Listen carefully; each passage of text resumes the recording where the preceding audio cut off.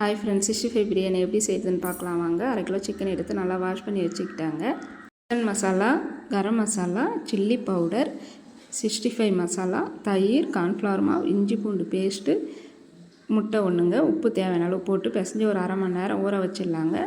பிரியாணிக்கு தேவையான வெங்காயம், தக்காளி, பச்சை மிளகா, புதினா, கொத்தமல்லி எல்லாத்தையும் கட் பண்ணி வச்சுக்கலாங்க. அரிசி 1/2 கிலோ எடுத்துருக்குங்க, அதையும் ஊற வச்சுக்கலாம்.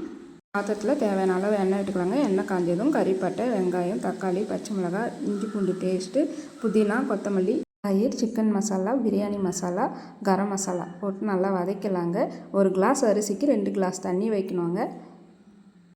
விட்டுட்டு தண்ணி நல்லா கொதி வந்ததுக்கப்புறம் அரிசி போட்டு ஒரு 5 நிமிஷம் கழித்து மீடியம் ஃப்ளேமில் வச்சுட்டு மூடி விட்டுடலாம். மறுபடியும் கிளறி பார்த்துட்டு 65 போட்டு ரெடி பண்ணி வச்சுட்டேங்க. 65 எடுத்து ஒரு 15 மினிட்ஸு நல்லா தம் கட்டி இறக்கிட வேண்டியதாங்க. 65 பிரியாணி ரெடி.